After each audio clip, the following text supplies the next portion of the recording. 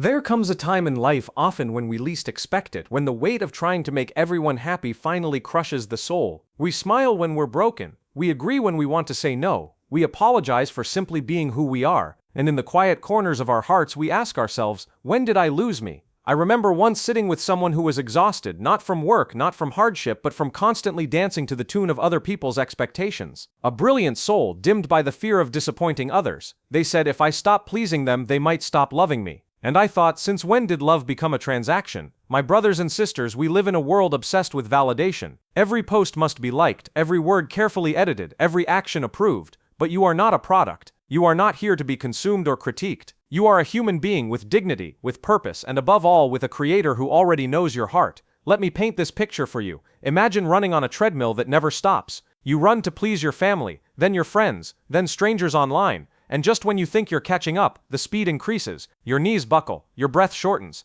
and still you keep running, because you're afraid that stepping off means losing your worth. But let me tell you something powerful. You were worthy the moment you were born. It's time to break the cycle. It's time to choose truth over popularity, sincerity over perfection, purpose over applause. And no, that doesn't mean becoming cold or harsh. It means being real. It means drawing boundaries with grace. It means remembering that even the prophet, the most beloved of all creation, was not loved by everyone. And he did not live to please the people but to please Allah. So today I ask you, will you keep chasing approval that never lasts? Or will you rise, reclaim your heart, and walk a path that leads to peace, even if not everyone claps for you? Stop pleasing everyone, start living with purpose, and the moment you do, you'll discover that the only one you ever needed to please is the one who never stopped loving you in the first place. There's a hidden exhaustion many of us carry that has nothing to do with physical labor or long hours. It's the weight of constantly trying to keep everyone happy. From the moment we wake up, we often start performing, choosing our words carefully so no one gets offended, shaping our actions to match what people expect, hiding parts of ourselves because we fear judgment.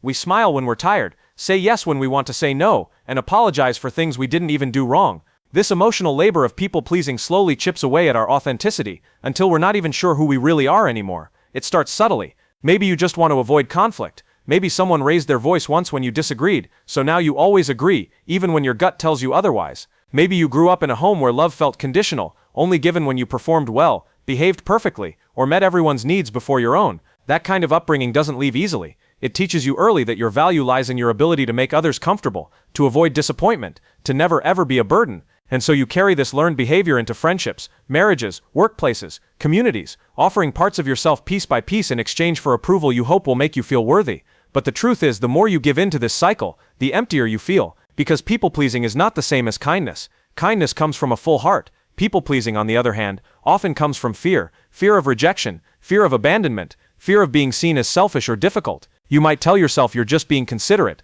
that you're keeping the peace, but deep down there's a discomfort that doesn't go away. It's that moment when you lie awake replaying conversations, wondering if you offended someone by being honest. It's the guilt that eats at you when you choose yourself for once. It's the anxiety of constantly wondering if you're too much or not enough. And the irony is, for all this effort, for all the times you bent over backwards, stayed silent, bit your tongue, overextended your energy, people still found reasons to be unhappy. Someone still misunderstood you, someone still criticized, someone still walked away. And you start to realize that no matter how much you give, it will never be enough for everyone, because you were never meant to carry that kind of responsibility.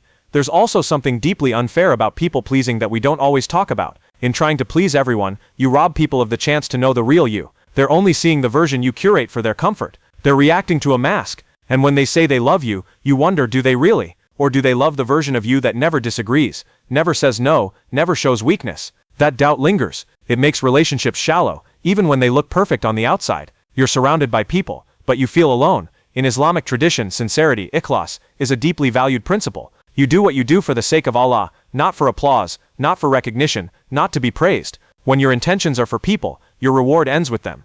And people are fickle. One day they love you, the next they forget you. But when you act sincerely, with Allah as your witness, you are never empty. You never lose. The Prophet Muhammad faced rejection, insults, even physical harm, yet he never compromised the truth to gain favor. He never shaped his message just to fit what others wanted to hear. He stood firm, because he knew the weight of pleasing the creation can never compare to the peace of pleasing the Creator.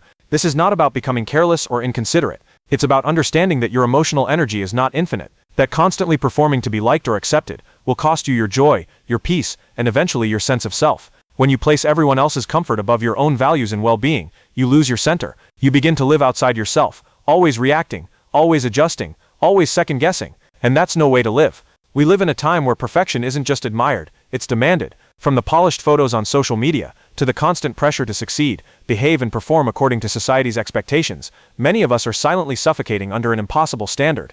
It's not enough to be good, we must be flawless, not only in our appearance, but in our relationships, our careers, our spirituality, our speech, even our moods. There's no room for flaws, no tolerance for struggle, and so people wear masks, filter their emotions, hide their weaknesses, and present a version of themselves that looks perfect but feels hollow. The illusion of perfection is a cruel master. It teaches us that value comes not from being human, but from being ideal. That if you make a mistake, you're a failure. That if you're vulnerable, you're weak. That if you don't meet expectations, you don't belong. This mindset doesn't just lead to anxiety, it leads to disconnection. Because deep down everyone knows they're not perfect, but they pretend anyway, afraid to be the one who breaks the illusion first. It becomes a silent competition of pretending.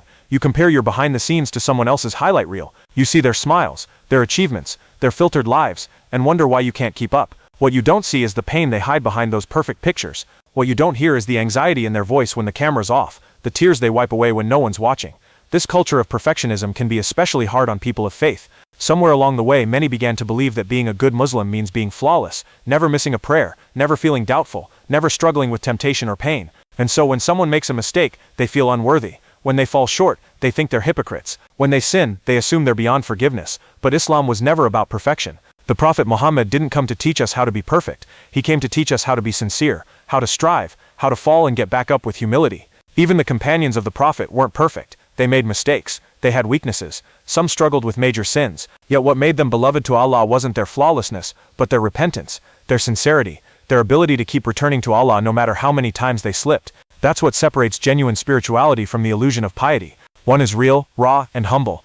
The other is polished but empty, performed for the approval of people, not the pleasure of the Creator. The demand for perfection also creates a deep fear of being truly seen. If people saw your doubts, your insecurities, your bad days, your weaknesses, would they still accept you? This fear keeps you stuck. You don't ask for help when you need it. You don't open up when you're struggling.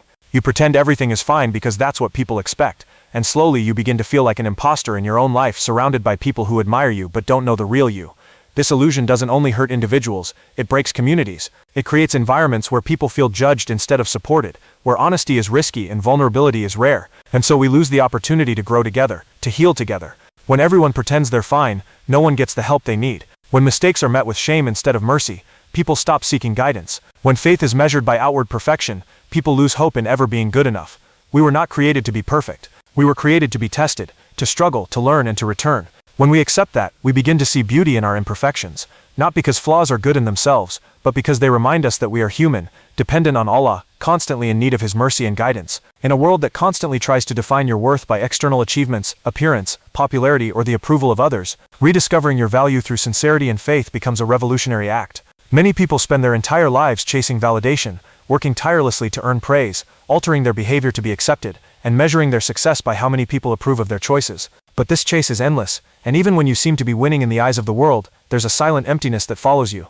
That emptiness is the distance between who you really are and who you pretend to be. And until you close that gap, until you root your sense of worth in something deeper and more eternal, you'll always feel like you're not enough. Sincerity strips away all the noise. It invites you to turn inward and ask, why am I doing what I'm doing? Not what will people think, or will this be impressive enough, but is this pleasing to Allah? That question alone is powerful. It brings clarity. It realigns your heart. Because in that moment your focus shifts from the unpredictable reactions of people to the constant knowing presence of your Creator. And the amazing thing is, Allah does not need your perfection. He wants your sincerity, your effort, your truth. Even if your steps are small, even if your voice trembles, even if your actions are imperfect, when they come from a sincere heart, they carry weight beyond what you can imagine. There's a peace that comes with living sincerely. You stop exhausting yourself with performances. You begin to act based on values, not reactions. You say what's right even if it's not popular. You do what's good even if no one sees it. You stop trying to impress and start trying to please. And that transition from seeking the eyes of people to seeking the face of Allah is what brings a deep, unshakable self-worth. Because when you live for the approval of the one who already knows every flaw in you and still offers you mercy, you are no longer controlled by the shifting standards of the world. Faith reminds you that you are more than what others think of you. Your Creator designed you with purpose, intention, and love. He knows your struggles, your pain, your sacrifices, things people may never see or appreciate. And He is the one who rewards based on intention, not perception. People might misunderstand you, they might misjudge you, they might never acknowledge your efforts, but Allah sees all of it. That alone is enough to keep going. When you begin to rediscover your worth through faith, you start treating yourself with more compassion. You stop tearing yourself apart for not meeting unrealistic standards. You start honoring your limits, your journey, your growth. You realize that you don't need to be everything for everyone. You just need to be sincere with your Lord and honest with yourself. You recognize that being loved by Allah is more valuable than being liked by the crowd. There is strength in being sincere in a world that rewards performance. It takes courage to be real when others are pretending, but sincerity has a light that can't be faked. It gives your actions meaning, your speech weight, your silence power. It frees you from the exhausting burden of pretending, and it connects you deeply with your own heart, with those who truly matter, and most importantly with the one who created you. One of the most difficult but necessary acts of self-respect is learning how to draw boundaries. Many people avoid it because they fear it will make them seem selfish, cold, or unkind, especially in cultures and environments where saying no is seen as disrespectful, where your worth is tied to how much you sacrifice for others. Setting limits feels unnatural, even dangerous. But the truth is, boundaries are not barriers. They are bridges to healthier relationships and a more peaceful life. Without them, you lose your sense of self. You become stretched thin, overcommitted, resentful, and silently exhausted, all in the name of being nice. The key is learning how to draw those boundaries with kindness, not arrogance. This is where many people struggle. Some swing to extremes, either being passive and overly accommodating, or shutting everyone out in a harsh attempt to protect themselves. But there's a middle path. Islam teaches balance in all things, including how we interact with others. The Prophet Muhammad was firm in his principles, but he was never harsh. He said no when needed, but always with grace. He knew how to honor his time, protect his energy, and still show compassion. His life is the perfect example of how to lead with both strength and gentleness. When you don't set boundaries, you start living by the expectations of others, instead of your own values. You say yes to things that drain you. You agree to situations that go against your beliefs. You allow people to take advantage of your silence, mistaking your kindness for weakness. Over time, this chips away at your self-respect. You begin to lose the ability to distinguish between what you want and what others want for you. And when you finally reach a breaking point, the anger that comes out is not just towards others, it's also towards yourself, for allowing it to happen. Learning to say no is an act of honesty. It tells others, and yourself, what you stand for, what you're able to give, and where your limits are. It's not a rejection of people, but a protection of your peace. Some may not like it, some may accuse you of changing, but that's part of growth. Not everyone will understand your boundaries, especially if they benefited from your lack of them. That doesn't mean you're wrong for setting them. It means you're finally choosing what is right for your well-being. In Islam, the rights of the self are not to be neglected. Your body, your mind, your soul, all of these have a haqqa, a right upon you. You are not obligated to carry every burden or meet every demand placed on you. Being constantly available does not make you more righteous. It often makes you more tired, and eventually less sincere. True giving comes from a place of balance. When your cup is full, you can give with joy. But when it's empty, your giving becomes forced, and that's when resentment grows. Healthy boundaries allow for real love to flourish. They teach others how to treat you. They invite respect, not control. They clarify what is acceptable and what is not. This doesn't have to be loud or confrontational. Sometimes it's as simple as pausing before agreeing. Sometimes it's quietly stepping away from toxic patterns. Sometimes it's explaining your limits with calm confidence, even when your voice shakes. And as you practice this, something powerful happens. You begin to feel lighter. You begin to move through life with more clarity, less anxiety. You stop over-explaining yourself. You stop apologizing for protecting your time, your peace, your values. Boundaries are not just about what you keep out. They're also about what you let in. They create space for sincerity, presence, and authentic connection. They guard your emotional and spiritual well-being, allowing you to serve others, not from guilt or fear, but from a place of choice and intentional love. One of the most liberating shifts a person can make in life is to stop living for the crowd and start living for the Creator. So much of the pain people carry comes from constantly worrying about what others think, what they will say, how they will judge, whether they will accept or reject. This obsession with being seen, liked, and approved by people turns life into a never-ending performance. You wear different masks depending on who you're with. You silence your beliefs to fit in. You compromise your values just to avoid being the odd one out.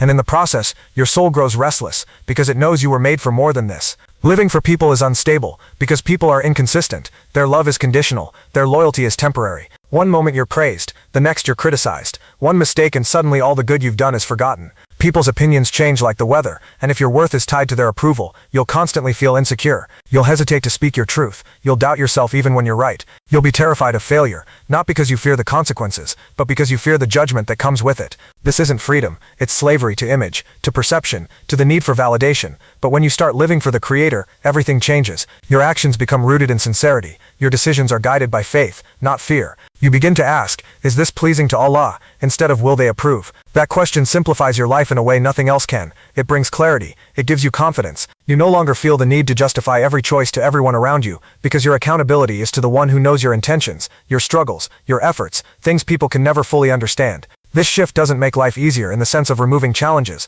but it does make it more peaceful. You start to care less about applause and more about purpose. You stop chasing popularity and start seeking meaning. You let go of the exhausting need to be liked by everyone, knowing that even the most beloved human being to ever walk this earth, Prophet Muhammad, was rejected and hated by some. If he, with his unmatched character and mercy, could not please everyone, why do we expect ourselves to do so? Living for Allah allows you to be consistent. You're no longer shaped by trends, peer pressure, or shifting morals. You have a compass that doesn't change. You know who you are, where you stand, and what you believe in, not because society told you, but because your faith guides you. This kind of stability is rare in a world that rewards compromise. It helps you stand firm when you're tested. It helps you walk away when something threatens your principles. It helps you keep going when you're misunderstood, knowing that Allah sees what others don't. When you choose to live for the Creator, your heart begins to experience a sense of contentment that no amount of human approval can offer. You feel seen, even when you're alone. You feel valued, even when you're not celebrated. You feel loved, even when the world turns its back. Because the one you are living for never sleeps, never forgets, never misjudges. He knows the silent sacrifices,